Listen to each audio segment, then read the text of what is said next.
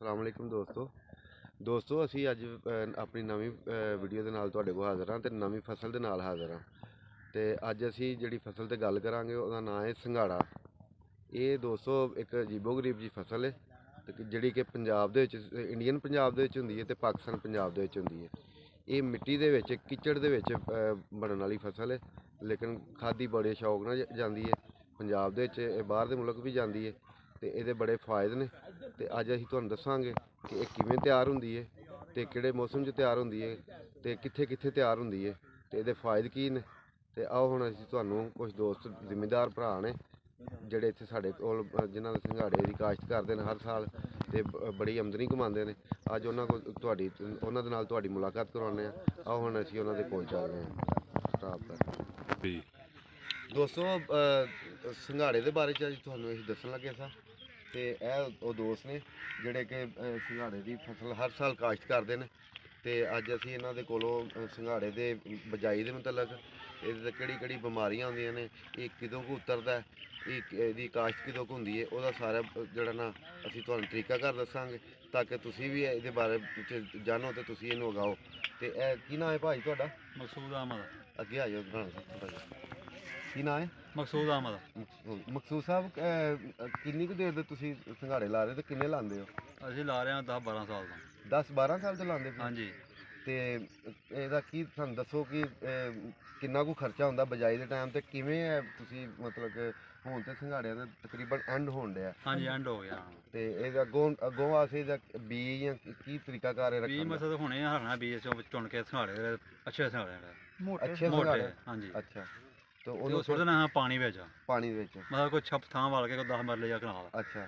ਉਸ ਤੋਂ ਬਾਅਦ ਉਹਨੇ ਫਿਰ ਉਗਣਾ ਮਤਲਬ 3-4 ਮਹੀਨੇ ਖਲੋ ਗਏ। ਠੀਕ ਹੋ ਗਿਆ। ਫਿਰ ਅੱਗੇ ਪੈਲੀ ਜਾਂ ਵਧਾਈ ਜਾਣਾ ਉਹਨੂੰ। ਠੀਕ ਹੋ ਪਨੀਰ ਗਿਆ। ਟਾਈਮ ਮੱਝੇ ਪਨੀਰ ਲਾਈ ਲਾਭ ਦੀ ਇਸ ਠੀਕ ਹੈ।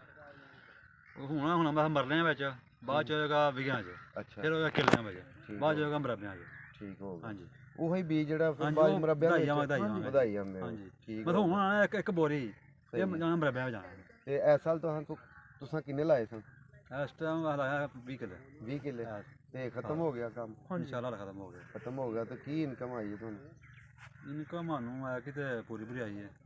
ਅੱਛਾ। ਹਾਂਜੀ। ਮਿਹਨਤ ਮਿਹਨਤ ਬੜੀ ਜ਼ਿਆਦਾ ਜੀ ਮਿਹਨਤ ਤੇ ਬੜੀ ਮਿਹਨਤ ਇਹਦੀ ਖਰਚਾ ਬਹੁਤ ਜ਼ਿਆਦਾ ਤੁਹਾਡਾ ਹੈ। ਕੀ ਨਾਮ ਹੈ? ਮੇਰਾ ਨਾਮ ਮੁਹੰਮਦ ਫਲਕਸ਼ੇਰ। ਫਲਕਸ਼ੇਰ ਸਾਹਿਬ, ਤੁਸੀਂ ਵੀ ਹਰ ਸਾਲ ਲਾਉਂਦੇ ਹੋ? ਹਾਂਜੀ। ਤੇ ਫਲਕਸ਼ੇਰ ਸਾਹਿਬ ਤੁਸੀਂ ਇਹ ਸਾਨੂੰ ਦੋਸਤਾਂ ਨੂੰ ਦੱਸੋਗੇ ਇਹਦੇ ਫਾਇਦੇ ਕੀ ਨੇ, ਮਤਲਬ ਖਾਣ ਦੇ ਜਾਂ ਕਾਦੇ ਵਾਸਤੇ ਇਸਤੇਮਾਲ ਹੁੰਦਾ? ਭਾਜੀ ਇਹ ਇਹ ਤਾਂ ਕੈਮਰੇ ਵਾਲ ਜਰਾ। ਦੁੱਧ ਦੇ ਵਿੱਚ ਵੀ ਇਸਤੇਮਾਲ ਹੁੰਦਾ ਹੈ। ਅੱਛਾ। ਸੁੱਕਾ ਦੁੱਧ। ਪਾਊਡਰ? ਹਾਂਜੀ, ਸੁੱਕਾ ਦੁੱਧ ਬਣਦਾ ਹੈ। ਅੱਛਾ। ਫਿਰ ਇਹ ਜਿਹੜਾ ਮੈਡੀਸਿਨ ਬਣਦੀਆਂ ਨੇ ਗੋਲੀਆਂ, ਇਹਦੇ ਵਿੱਚ ਵੀ ਇਸਤੇਮਾਲ ਹੁੰਦਾ ਹੈ। ਠੀਕ ਹੋ ਗਿਆ। ਖਾਣ ਦੇ ਵਿੱਚ ਵੀ ਬੜਾ ਇਸਤੇਮਾਲ ਹੁੰਦਾ ਹੈ, ਬੜਾ ਫਾਇਦੇਮੰਦ ਇਹ ਜਿਹੜਾ। ਠੀਕ ਹੋ ਗਿਆ। ਕਿਉਂਕਿ ਡਾਕਟਰ ਵੀ ਇਹ ਇੰਟਰਵਿਊ ਦਿੰਦੇ ਨੇ, ਡਾਕਟਰ ਯਾਸੀਨ ਗੁਜਰਾਂਵਾਲੇ ਤੋਂ। ਜੀ ਜੀ। ਉਹਨੇ ਵੀ ਇਹ ਇੰਟਰਵਿਊ ਦਿੱਤਾ ਹੈ ਅੱਗੇ। ਠੀਕ ਹੋ ਤੇ ਗਿਆ। ਇਹ ਖਾਣ ਦੇ ਵਿੱਚ ਮਰਦਾਨਾ ਤਾਕਤ 'ਚ ਇਹ ਉਹ ਜਿਹੜਾ ਨਾ ਫਾਇਦਾ ਹੈਗਾ। ਫਾਇਦਾ ਹੈ। ਹਾਂਜੀ। ਠੀਕ ਹੋ ਗਿਆ। ਤੇ ਜਿੰਨੇ ਕੋ ਇਹਦੇ ਫਾਇਦੇ ਨੇ ਨਾ, ਜੀ, ਜੀ। ਉਨੀ ਕੋ ਸਾਨੂੰ ਇਹਦੀ ਮਿਹਨਤ ਨਹੀਂ ਮਿਲਦੀ ਜਿੰਨੀ ਕੋ ਅਸੀਂ ਇਹਦੀ ਮਜ਼ਦੂਰੀ ਕਰ ਛੱਡਨੇ ਆ। ਮਜ਼ਦੂਰੀ ਸਾਲ ਕਰਦੇ। ਪੂਰੀ ਅਸੀਂ ਇਹਦੀ ਮਜ਼ਦੂਰੀ ਕਰਨੇ ਆ। ਇਹ ਕਿੰਨੇ ਮਹੀਨੇ ਦੀ ਫਸਲ ਹੈ? ਇਹ ਤਕਰੀਬਨ 9-10 ਮਹੀਨੇ ਦੀ ਫਸਲ ਹੈ। 9-10 ਮਹੀਨੇ ਦੀ ਫਸਲ ਹਾਂਜੀ। ਹੈ। ਇਹ ਹੁਣ ਖਤਮ ਹੁਣ ਹੋਣ ਲੱਗੀ ਹੈ ਹੁਣ ਖਤਮ ਹੋ ਗਿਆ ਤੇ ਨਾ। ਤੁਸੀਂ ਸਾਡੇ ਇਹਦਾ ਵਾਸਤੇ ਬੀਜ ਰੱਖਣਾ ਸ਼ੁਰੂ ਕਰ ਸਾਡੇ ਦਿਓ। ਵਾਸਤੇ ਇਹ ਕਾਰੋਬਾਰ ਹੁਣੇ ਹੀ ਸ਼ੁਰੂ ਹੋ ਗਿਆ। ਸ਼ੁਰੂ ਹੋ ਗਿਆ। ਹਾਂਜੀ। ਅਸੀਂ ਮਤਲਬ ਕਿ ਇਹ ਸਿਰਫ 2 ਮਹੀਨੇ ਜਿਹੜੇ ਨੇ ਨਾ ਪੋਹ ਤੇ ਮਾਘ, ਜੀ ਜੀ। ਇਹ ਵਿਹਲਿਆਂ ਰਹਿਣਾ ਹੈ। ਉਸ ਤੋਂ ਬਾਅਦ ਅਸੀਂ ਚੱਲੀ। ਤੇ ਇਹਦੇ ਉੱਤੇ ਖਰਚਾ ਕਿੰਨਾ ਕੁ ਆਉਂਦਾ ਜੀ?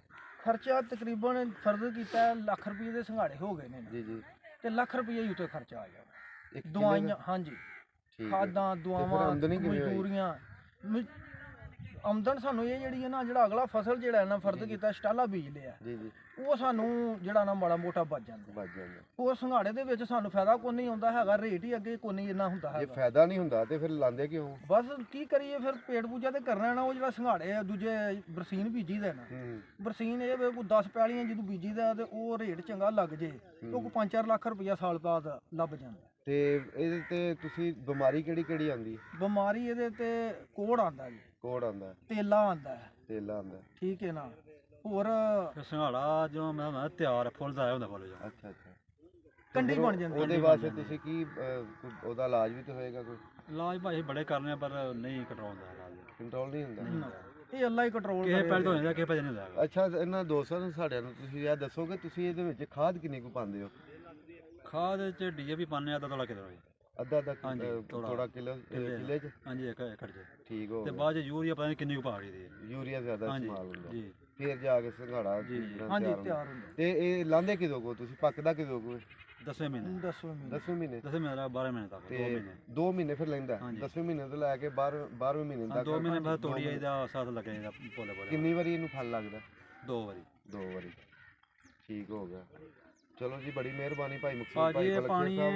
ਹੈ ਫਸਲ ਹੈ ਪਾਣੀ ਦਾ ਤਨ ਪਾਣੀ ਦਾ। ਪਾਣੀ ਦੀ ਮੱਛੀ ਹੁੰਦੀ ਹੈ ਉਹ ਵੀ ਬੜੀ ਤਾਕਤ ਹੁੰਦੀ ਹੈ ਸਾਰਾ। ਅੱਛਾ ਭਾਈ ਮੁਕਤਸਰ ਸਾਹਿਬ ਸਾਨੂੰ ਦੱਸੋ ਕਿ ਇਹ ਲੱਗਦਾ ਕਿਹੜੇ ਕਿਹੜੇ ਏਰੀਏ 'ਚ ਇਹ ਲੱਗਦਾ ਜੀ ਸਾਡੇ ਆ ਲੱਗਦਾ ਏਰੀਆ ਪੰਜਾਬ ਵਿੱਚ ਪੰਜਾਬ 'ਚ ਇੰਡੀਆ ਦਾ ਇੰਡੀਆ ਜੀ ਇੰਡੀਆ ਪੰਜਾਬ 'ਚ ਵੀ ਹਾਂਜੀ। ਲੱਗਦਾ ਇੰਡੀਆ ਪੰਜਾਬ ਚ ਤੇ ਸਾਡੇ ਪੰਜਾਬ ਸਾਡੇ ਪੰਜਾਬ 'ਚ ਪੂਰੀ ਦੁਨੀਆ 'ਚ ਫਿਰ ਜਾਂਦਾ ਇਨਸ਼ਾਅੱਲਾ ਜਾਂਦਾ ਬਾਹਰ ਜਾਂਦਾ 12 ਮੁਲਕਾਂ ਵਿੱਚ। ਬਾਹਰ ਜਾਂਦਾ ਕਰਾਚੀ ਜਾਂਦਾ ਠੀਕ ਹੋ ਗਿਆ।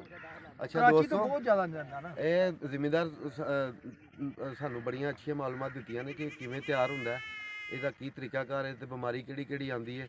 ਹੁਣ ਕੁਝ ਦੋਸਤ ਜਿਹੜੇ ਨਾ ਵਿੱਚ ਤੁਸੀਂ ਤੁਹਾਨੂੰ ਵਿਖਾ ਰਹੇ ਹਾਂ ਅਸੀਂ ਕਿ ਕੁਝ ਲੋਕ ਵਿੱਚ ਕੰਮ ਕਰ ਰਹੇ ਨੇ ਲਾ ਰਹੇ ਨੇ। ਸਰਦੀ ਬੜੀ ਜਿਹੀ ਹੈ ਤੇ ਬਹੁਤ ਹੁਣ ਸਰਦੀ ਦੇ ਵੀ ਵਿੱਚ ਜਨਾਬ ਉਹ ਕੰਮ ਮਜ਼ਦੂਰੀ ਕਰਦੇ ਆਪਣੀ ਨੇ ਕਰ ਰਹੇ ਨੇ ਮਜ਼ਦੂਰੀ ਕਰਦੇ ਨੇ ਤੇ ਬਹੁਤ ਮੁਸ਼ਕਲ ਜਿਹਾ ਪ੍ਰੋਸੈਸ ਹੈ। ਧੁੰਦ ਪਈ ਹੈ ਬਹੁਤ ਜ਼ਿਆਦਾ ਮਤਲਬ ਕਿ ਨਾ ਸਰਦੀ ਹੈ ਲੇਕਿਨ ਉਹ ਕੰਮ ਕਰ ਰਹੇ ਨੇ। ਹੁਣ ਇੱਕ ਦੋਸਤ ਜਿਹੜਾ ਨਾ ਅਸੀਂ ਉਹਦੇ ਕੋਲ ਵੀ ਪੁੱਛਾਂਗੇ ਕਿ ਉਹਨਾਂ ਨੂੰ ਕੀ ਆਮਦਨੀ ਹੁੰਦੀ ਹੈ, ਇਹਨਾਂ ਲਾਹ ਮਜ਼ਦੂਰੀ ਇਹਨਾਂ ਨੂੰ ਕੀ ਮਿਲਦੀ ਹੈ।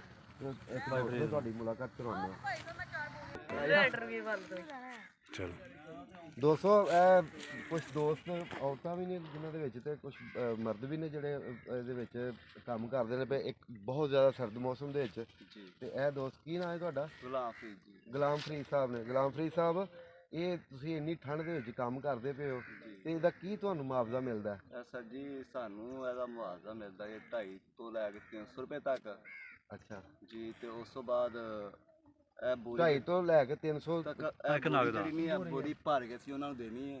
ਅੱਛਾ 250 ਰੁਪਏ ਇਹਦਾ ਇੱਥੇ ਪਈ ਰਹਿਣ ਦਾ, ਅੱਛਾ ਇੱਥੇ ਚੁੱਕ ਕੇ ਉਹ ਉੱਥੇ ਖੜਨੀ ਹੈ ਬਾਹਰ। ਅੱਛਾ 300 ਰੁਪਏ ਸਾਨੂੰ ਮਿਲਦਾ ਹੈ। 300 ਰੁਪਇਆ। ਤੇ ਕਿੰਨੀਆਂ ਗੁਲਾਮ ਫਰੀਦ ਸਾਹਿਬ ਕਿੰਨੀਆਂ ਬੋਰੀਆਂ ਤੁਸੀਂ ਭਰ ਦਿੰਦੇ ਹੋ ਡੇਲੀ? ਬੋਰੀਆਂ ਜੀ ਅਸੀਂ ਕੱਲਾ ਬੰਦਾ ਇਹ ਝਾੜ ਦੇ ਇੱਕ ਮੁਤਾਬਕ ਬੰਦਾ ਝਾੜ ਦੇ ਮੁਤਾਬਕ ਜੇ ਅੱਛੀ ਫਸਲ ਹੋਈ ਹੋਵੇ ਤੇ ਉਹ ਇੱਕ ਬੰਦਾ 4 ਤੋਂ 5 ਬੋਰੀਆਂ ਭਰ ਸਕਦਾ ਹੈ। ਸਹੀ ਹੈ। ਜੇ ਫਸਲ ਮਾੜੀ ਹੋਵੇ ਅੱਛਾ ਤੇ ਫਿਰ 2 ਤੋਂ 2 ਤੋਂ 3 ਤੱਕ। ਠੀਕ ਹੋ ਗਿਆ। ਯਾਨੀ ਕਿ ਇੱਕ ਜੀ ਜਿਹੜਾ ਉਹ 6 ਤੋਂ 700 ਰੁਪਏ ਤੱਕ 800 ਰੁਪਏ ਤੱਕ ਦਿਹਾੜੀ ਲਾ ਸਕਦਾ। ਜੇ ਅੱਛੀ ਫਸਲ ਹੋਏ ਉਹ 1000 ਰੁਪਏ ਦੀ ਹੈ ਸਹੀ ਤੇ ਹੈ। ਜੇ ਮਾੜੀ ਹੋਏ ਤੇ ਉਹ 500-600 ਤੱਕ ਜਾ ਸਵੇਰ ਤੋਂ ਸ਼ਾਮ ਤੱਕ ਸੁਬਾਹ ਤੋਂ ਲੈ ਸਰਦੀ ਕੇ ਵਿੱਚ। ਗੁਲਾਮ ਫਰੀਦ ਪਾਣੀ ਸਾਹਿਬ ਵਿੱਚ। ਤਾਂ ਤੁਸੀਂ ਐਡੇ ਠੰਡੇ ਪਾਣੀ ਦੇ ਵਿੱਚ ਕੰਮ ਕਰਦੇ ਹੋ ਕਿ ਹੋਰ ਵੀ ਤਾਂ ਕੰਮ ਹੁੰਦਾ ਹੀ ਹੈ ਨਾ। ਬਸ ਜੀ ਹੋਰ ਫਿਰ ਬੱਚਿਆਂ ਦੇ ਨਾਲ ਨਿਕਲ ਕੇ ਬੱਚੇ ਨੇ 5-6 ਜੀ ਹੋਣ ਤੇ ਉਹ ਫਿਰ ਉਹਦੇ ਅੱਛੀ ਦਿਹਾੜੀ ਮਿਲ ਜਾਂਦੀ ਹੈ। ਸਹੀ ਹੈ। ਤੇ ਇਹਦੀ ਵਜ੍ਹਾ ਨਾਲ ਇੱਥੇ ਆਏ ਹਾਂ ਅਸੀਂ ਸੰਘਾੜੇ ਕੇ ਮਰੀਜ਼ ਬੱਚੇ ਵੀ ਨਾਲ ਲਾਏ ਜੇ? ਬੱਚੇ ਵੀ ਨਾਲ ਲੱਗੇ ਨੇ। ਅੱਛਾ ਉਹ ਇਹ ਕਹਿੰਦਾ ਮਰੀਜ਼ ਕਿਉਂ ਤੋਂ ਆਇਆ ਹੈ? ਮਰੀਜ਼ ਕਿਉਂ ਤੋਂ ਆਏ? ਮਰੀਜ਼ ਕਿਹਾ ਭਾਈ ਪਿੰਡ ਆਪਣੀ ਹੈ, ਲੇਕਿਨ ਮੈਂ ਇੱਥੇ ਚਲਾ ਗਿਆ ਫਿਰ ਵਾਪਸ ਆਇਆ ਇੱਥੇ। ਸਹੀ ਹੋ ਗਿਆ। ਤੇ ਉਹ ਜੀ ਚਾਰ ਇਕੱਠੇ ਹੋਏ ਨੇ ਤੇ ਉਹਦੀ ਵਜ੍ਹਾ ਨਾਲ ਕਿ ਮੋਟਿਆਂ ਦੀ ਮਜ਼ਦੂਰੀ ਰਲ ਜਾਂਦੀ ਏ ਉਸ ਤਰ੍ਹਾਂ ਤੇ ਵੱਡੇ ਨਹੀਂ ਕਰਨੀ ਹੈ ਨਾ ਮਜ਼ਦੂਰੀ। ਬੜੀ ਮਿਹਰਬਾਨੀ ਭਾਈ ਫਰੀਦ। ਦੋਸਤੋ ਵੇਖ ਸਕਦੇ ਹੋ ਤੁਸੀਂ ਕਿ ਇੱਡੇ ਸਰਦ ਮੌਸਮ ਦੇ ਵਿੱਚ ਇਹ ਦੋਸਤ ਜਿਹੜੇ ਨੇ ਨਾ ਮਿਹਨਤ ਮਜ਼ਦੂਰੀ ਕਰਦੇ ਨੇ ਪਏ। ਕਿਸੇ ਦਾ ਦਿਲ ਨਹੀਂ ਕਰਦਾ। ਹਾਂ ਸ਼ੂਜ਼ ਪਾਏ ਨੇ ਉੱਤੇ ਜੈਕਟਾਂ ਪਾਈਆਂ ਨੇ ਬਹੁਤ ਸਰਦੀ ਹੈ ਤੇ ਲੇਕਿਨ ਇਹ ਦੋਸਤ ਜਿਹੜੇ ਨੇ ਨਾ ਇੱਕ ਠੰਡੇ ਪਾਣੀ ਦੇ ਵਿੱਚ ਆਪਣੇ ਨਾਲ ਬੱਚਿਆਂ ਨੂੰ ਲੈ ਕੇ ਇਹ ਸੰਘਾੜੇ ਕੱਢ ਕੇ ਇਹ ਬੋਰੀਆਂ ਪੈਕ ਕਰਕੇ ਤੇ ਇਹਨਾਂ ਨੇ ਮੰਡੀ ਤੱਕ ਪਹੁੰਚਾਉਣੀਆਂ ਨੇ। ਤੇ ਪੇਟ ਦੀ ਖਾਤਰ ਸਾਰੇ ਦੋਸਤ ਕੁਛ ਨਾ ਕੁਛ ਕਰਦੇ ਨੇ ਲੇਕਿਨ ਇਹ ਮਜ਼ਦੂਰੀ ਬਹੁਤ ਮੁਸ਼ਕਲ ਹੈ। ਮਜ਼ਦੂਰੀ ਬਹੁਤ ਅਸੀਂ ਘੱਟ ਇਹਨਾਂ ਨੂੰ ਮਿਲਦੀ ਹੈ। ਆਪਣਾ ਭਾਈ ਫਰੀਦ ਸਾਹਿਬ ਨੂੰ ਸਲਾਮ ਪੇਸ਼ ਕਰਨੇ ਆ। ਸਲਾਮ ਜਨਾਬ ਤੁਹਾਨੂੰ ਤੁਹਾਡੀ ਮਿਹਨਤ ਨੂੰ। ਤੇ ਇਹਦੇ ਨਾਲ ਹੀ ਅਸੀਂ ਉਮੀਦ ਕਰਨੇ ਆ ਕਿ ਤੁਹਾਨੂੰ ਸਾਡੀ ਇਹ ਵੀਡੀਓ ਪਸੰਦ ਆਏਗੀ ਤੇ ਤੁਸੀਂ ਵੀ ਸੰਘਾੜੇ ਉਗਾਓਗੇ ਆਪਣੀ ਪੈਲੀਆਂ ਦੇ ਵਿੱਚ ਅਗਰ ਤੇ ਆਮਦਨੀ ਦਾ ਜ਼ਰੀਆ ਬਣੇਗਾ ਤੁਹਾਡਾ। ਤੇ ਅਸੀਂ ਤੁਹਾਡੇ ਕੋਲ ਇਜਾਜ਼ਤ ਚਾਹੁੰਦੇ ਹਾਂ। ਬਹੁਤ ਬਹੁਤ ਸ਼ੁਕਰੀਆ। ਅੱਲਾ ਹਾਫਿਜ਼।